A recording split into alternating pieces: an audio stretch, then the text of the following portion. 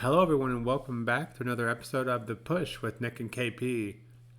We are here to do the first ever two-night event of SummerSlam to take place in MetLife Stadium in New Jersey, and we've decided to keep it brief, to keep it short, and not to release what could probably be close to an hour-long video to do separate these night one, night two, just like we do WrestleMania. So, without further ado, let's go ahead and get started with the night one of SummerSlam. Per usual, these matches aren't really in any particular order, maybe just an order that makes sense to me, but in the grand scheme of things, we'll just make sure we hit every one. Kicking off the show with a tag team match that was just kind of put together recently. That tag team match being Roman Reigns and Jey Uso versus Bronson Reed and Braun Breaker without Seth Rollins. KP, for this one, who do you have coming out as the winners? You see, I saw a rumor going around online recently that apparently this match is going to be the main event for night one. I struggle to believe, based on the rest of the card, how that would be possible. If it was to be the main event, then I think like it would probably go down as something pretty big is going to happen in that matchup. But I look at it and I think, well, what is the only really big thing that could take place? What, like Seth comes back, and is that really the big thing?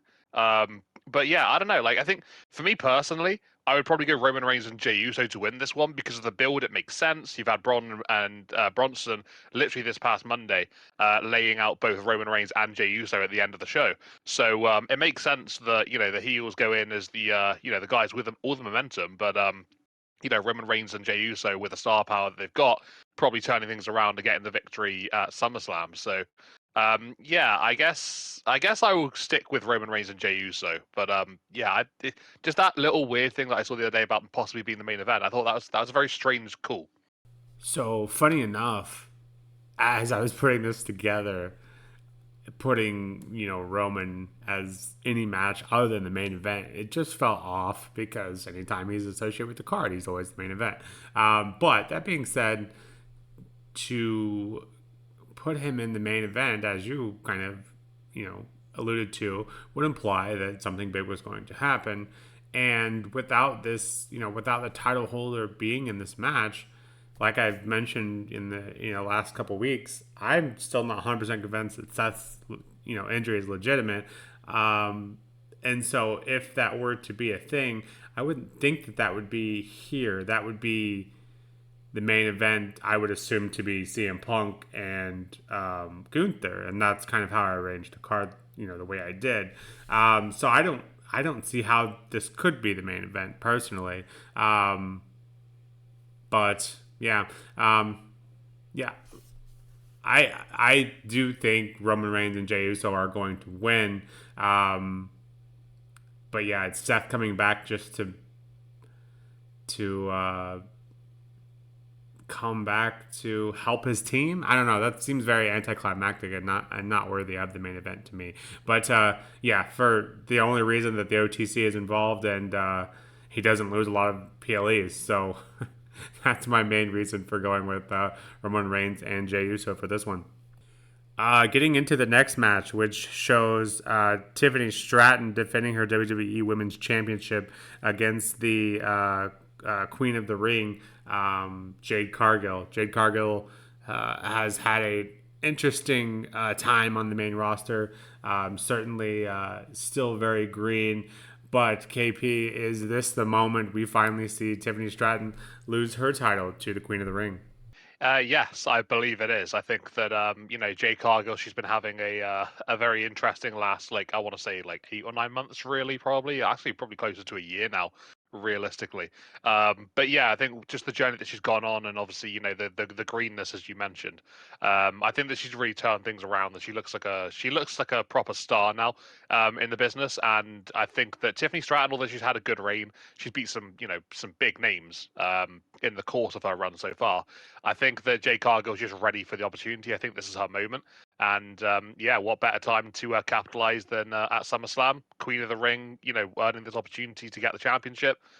Yeah, I believe it's there for her. I think Jay Cargill's going to win, and Yeah, I think that's we get the official start of her up to the stardom that I guess really was sort of prophesized from when she came over to WWE. But yeah, this is a moment. I'm going to go with Jade Cargill. What about you?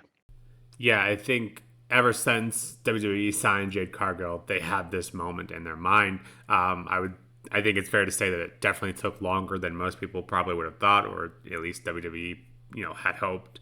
But that being said, as you kind of alluded to, Tiffany has had a great reign. I feel like she is an established star now, and she beat some pretty big names on the way to the list. So I don't think her dropping here hurts her legacy or her role in the company whatsoever. I think it's just a matter of Jade's been here for as long as she has. Naomi, I don't think is really in the picture anymore. Although every time we say that, we end up biting our tongues. But yeah, I think this is kind of as I've been saying with Jade. It's eventually you have to sink or swim, and I think this is that moment for her to grab the title and swim, so to speak. So I too am going with Jade Cargill to get the title, and like I said, she's still a bit green, but I think she has everything else. So hopefully she can learn kind of on the go. And but as far as star and the it factor, she just kind of has it. So yeah, looking forward to it. It should be an interesting reign. Look at me already planning her her title reign. Yeah, moving on to the next match. We have, as of now, I haven't seen anything else be mentioned. Obviously, some issues with Drew McIntyre getting back to the States. But as of now, we have Drew McIntyre and Logan Paul going up against Jelly Roll and Randy Orton. KP and I have both kind of, made it clear that this match isn't really for, I would call us the diehards of WWE. But KP, what are your thoughts on this one in terms of if we do get Drew McIntyre, and if not, what do you think they'll do instead, and the predicted outcome either way? Well, I'm not going to pretend like I'm a expert when it comes to passports and how quickly things like that can get resolved. But obviously, with Drew being stranded in England, this past weekend, not having his American passport on him, and that's how he booked the flight. I don't know how easy it is to resolve that and fix that. It could be maybe it could be even be a swerve and a work. I don't actually know, but it seemed like it seemed to be genuine from what I can understand. But yeah, I think regardless of Drew McIntyre being there or not, I think the result stays the same. I think that Randy Orton and Jelly Roll are going to win regardless. It just seemed to be set up for just Jelly Roll having a moment at SummerSlam, because why not reasons, I suppose. And yeah, Randy doesn't really tend to lose very often, does he? So I yeah, I could see, regardless of whether Drew's in that match or not, him and Logan taking the loss in that one. So I don't really think the situation with Drew McIntyre really changed anything, to be honest. So yeah, I'm gonna stick with Randy and Jelly Roll, which is wild to say, but yeah, I'm pretty damn sure that's how it's going to go in this one. What about you? Do you think the same thing? Now, if you were asking who I want to win, I think both of our answers would probably be different. And it is strange to me how, I guess, public Drew is making the travel scenario, inability to get back. That to me does kind of feel like it's probably a work. But regardless, even if they are to put someone else in Drew's spot, if everything is legitimate, yeah, with Drew here, I feel like I would lean more towards Drew, but yeah, I think just because it's Jelly Roll being in here in his first match and it's SummerSlam, and they always like these kind of feel good moments with Orton, I think they are probably going to get the win. As much as I would prefer it go the other way around. Next match, we have the Judgment Days, Raquel Rodriguez and Roxanne Perez defending their WWE Women's Tag Team Championships against the newly put together team of Charlotte Flair and Alexa Bliss. KP, do we bet against Charlotte Flair? I believe this is the third PLE. If she were to lose this would be the third PLE she lost at. Any chance we see that happening? Well, first and foremost, that's an absolutely wild stat. Didn't even consider that. Yeah, that goes back to WrestleMania when she lost to Tiffany Stratton. But yeah, I think Roxanne and Raquel, I was already sort of like, on the fence about them retaining at Evolution. I think in that one, I did actually go with Alexa and Charlotte in that fatal four-way matchup. But yeah, I think when it comes down to just the two teams, Alexa and Charlotte weren't involved in the decision back then. I think that this is probably the time where we do see Alexa and Charlotte pick up those tag team championships. I am enjoying the work from Alexa and Charlotte recently. I probably would prefer it if Judgment Day were to retain. But I have a feeling maybe I don't know, just a sneaky feeling in my head that we get a little bit of Liv Morgan involved here, perhaps. Maybe if she has a surprise return, gets involved somehow. I don't know what her, injury, her length of injury is going to be or whatnot, whether she's close to a return or whatever. But she has been out for a little while now. And yeah, I don't know, just maybe we could see something like that. It would make a lot of sense, with obviously the blooming relationship between Raquel and Roxy. So yeah, I'm going to go with Alexa and Charlotte. Maybe a bit optimistic, thinking that something big like that's going to happen. But that's where my head's at. Well, I really want, and I think it's best for Raquel and Roxanne to hold on to him because I feel like they're picking up momentum and kind of continuing to do well together as a team. But just the fact that I can't bet Charlotte losing at 3 PLEs in a row. I'm not sure that's ever happened. But yeah, and again, this kind of factors in. If it was any other PLE, I would simply go with Perez and Roxanne, or excuse me, Perez and Raquel.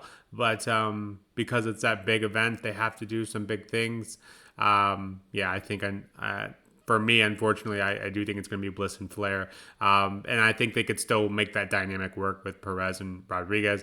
Obviously have a bump in the road and continue on Judgment Day doing Judgment things. So I think in the end they'll be okay. But I do think putting Bliss and Flair together, there's only so long you can keep them from accomplishing what they want to accomplish. So yeah, we're all on the same page so far. Let's see if that changes with this next match here. One that I know personally I'm looking forward to probably more than you are. But I guess this is part 3 of Sami Zayn and Karrion Kross, the feud that never seems to end, or have something significant happen in it. KP, who do you have coming out of this one? So when this match was announced last week, I think it was over the weekend, and just sort of seemingly just came out of nowhere randomly on the card. Obviously, it's not out of nowhere because obviously they've been building something up for a little while now. They've had a couple of matches. I think it sort of petered off a little bit recently, but yeah, when the match was originally announced, I was thinking, well, okay, Kross is pretty much nailed on to win this one because why wouldn't he? That makes a lot of sense. But their interaction on Raw this week was quite interesting. They had a little bit of a backstage sort of like interview type thing between the two of them. It was meant to be just Sami and Corey, but obviously Karrion Kross got involved and had his share. But there was a very interesting thing that was said. It was Kross said that if he beats Sami Zayn at SummerSlam, then Sami has to admit that he's a liar and has to say this and whatever.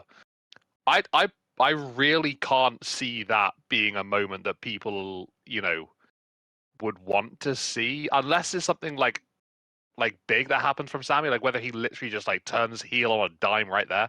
I don't know. I don't think it makes any sense for Sami to lose now based on that particular stipulation. But yeah, my head was going straight to Karrion Kross before that. But I don't know. That was a really weird thing to sort of like say. And Sami agreed to it instantly as well. That doesn't really change anything. But just because that is set there and there, I don't know. It's just a bit of a weird one. So yeah, I'm going to go with Sami Zayn to win, just purely off the fact that that stipulation came in. I don't think it makes any sense for Sami to lose, considering that. Like, what are they going to do? Just have him like, say for example, Kross wins. They give they give him a mic.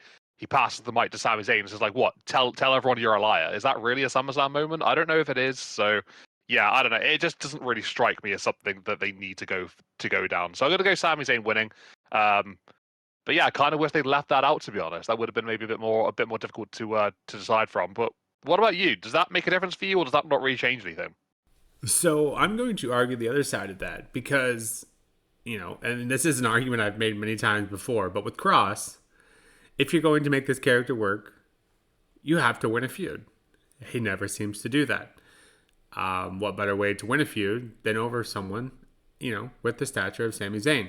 Um, and Sami Zayn's, the other side of that coin, Sami Zayn said, if I win, you have to admit that you were wrong.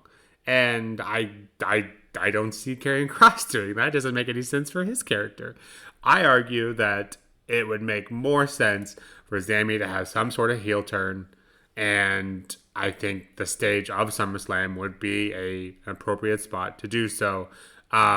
Or even if not a full-on heel turn, you could argue that doesn't make sense if they've done all this. But you could then argue that Kross, finally broke him. You could, I guess, argue that as well. But yeah, I think if you were going, even if it's not a full heel turn, it's just Sami Zayn saying, I'm a liar or whatever, and then he ends up attacking him the next show, because he was just forced to say that and didn't mean it. Whatever, you can make it work, I suppose. But I think if Kross is going to be pushed like so many people are clamoring for, and I personally think he does deserve, I think you eventually have to give him a big win on a big PLE, and so I think this is that moment. So I am going to take Kross to win here and see if we can finally get that thing going. I would love to see a heel turn from Sami. I think it would make for an interesting arc. I don't think it's where a lot of people thought this character is going, but sometimes that's what makes it fun, right? But we shall see. This is definitely an interesting one. I think. I think the more interesting angle here would certainly be for Kross to win and Sami Zayn to turn heel. I think that would be certainly a more of a talking point than if Sami Zayn is just to win here and it feels like absolutely nothing has changed and it's business as usual, and or has it had the kind of the way it's been going anyways. So. We then get to what I perceived as the main event. You hearing different, KP, but regardless, I think if the Seth Rollins injury is not real, the Seth Rollins injury is a work, 100% this should be the main event, even if it's to not officially cash in or if he is still actually injured. I think you could certainly even just have his music being played here to kind of distract CM Punk long enough for Gunther to come into play. But let's kind of get your thoughts on this, KP. Regardless of if Seth does come into play, whether it be a little bit or nothing at all, how do you see this one playing out? Gunther retaining or CM Punk finally getting his title after his long-awaited, some thought impossible return to WWE? Okay, so ultimately this comes down to one person, and that person is Seth Rollins. If the injury is genuinely legit, which I believe it is. I believe it is 100% legit. I am pretty certain that we get a brand new World Heavyweight Champion from this one. I think CM Punk beats Gunther. If CM Punk is is looking to win the championship and Seth Rollins is actually fine, then this whole thing randomly somehow is a work. Then yeah, I don't think that Seth allows Punk to win the title. So he made that very clear. Going back earlier on in the year, he cost Punk the WWE Championship at Saturday's main event against John Cena, saying how as long as he can, he will stop CM Punk from winning a world championship in WWE. So I'm very much under the assumption that whether Seth is around or not, he is the big factor in all of this. So, I just think that with the way that CM Punk's been booked, he's just sort of destined to win the world title. I don't think he'll have like a really long reign or anything, but I think he will have one last hurrah sort of thing. To sort of like roll the years back type scenario, maybe like kind of similarly to how John Cena's doing at the moment. And then also we even potentially down the line, depending on whether Cena retains or not, or even if Cody wins, you got that Australia event coming up later on in the year, where you've got the champion versus champion. So then you've got perhaps CM Punk, or possibly CM Punk versus Cody, or CM Punk versus John Cena. And I think one of those matches, they're pretty high profile. I know we've already had John Cena and CM Punk already this year. But yeah, I guess you could obviously just weigh things up and go from there. But sorry, it wasn't Saturday's main event when I was talking about earlier, was it? It was the Saudi show. Sorry, my mistake. But yeah, regardless of that, I think Seth is injured. So I'm saying that Seth's injured. We get CM Punk winning the World Heavyweight Championship against Gunther, which I don't want to happen, but I think will happen. That's just where my head is, and that's just what my thoughts are. So yeah, what about you? Does Seth really have that big of an influence on your decision, or have you got like a little more of a clear cut idea of how exactly things are going to go down here? So I think whether the injury is legitimate or not, I think he does come into play here. Like I said, I think even if that's like playing his music on the Jumbotron, appearing on a video package, whatever, I do think that's pretty anticlimactic for SummerSlam, and I think people wouldn't really love that. But I personally, I don't see Punk winning. I feel like if he was going to win, it would be at a or it would be at a Mania level PLE or something. Obviously SummerSlam's not too far behind that in terms of how well they're produced and that sort of thing. But I don't know. I just would put the title back on Gunther, for him to lose it. This short of a reign. For some reason, it just doesn't add up to me, and I don't think hurting his legacy by any means. But, and maybe it's just biased and I don't want to see Punk with the title, as you kind of alluded to. I would much prefer Gunther hold on to the title. So I think Seth's going to come into play some way or another. Something's going to happen. I just don't see Gunther losing his title so quickly. I hope I'm right, but I understand that I could be wrong, but I'm going to go with Gunther for my official pick. And it is solely, I don't have a ton of support for it. It's just that I don't think CM Punk is. I don't think he really needs a title, and I've said that since day one, obviously. But yeah, not that everyone that gets a title needs one, but I'm hopeful that the hype train is still behind Gunther and he takes this title on another long ride. So with that, this is the end of our night one predictions for SummerSlam. I think you could certainly make a very convincing argument that night one is definitely not as jam-packed as night two. But with 3 hours of pre-show, and I've seen a prediction of around 16 hours of SummerSlam to watch. Regardless, it should be a fun weekend. But this has been the Night 1 predictions for The Push with Nick and KP. We'll be back shortly with that Night 2 predictions here in just a bit. Until next time, we'll see you then.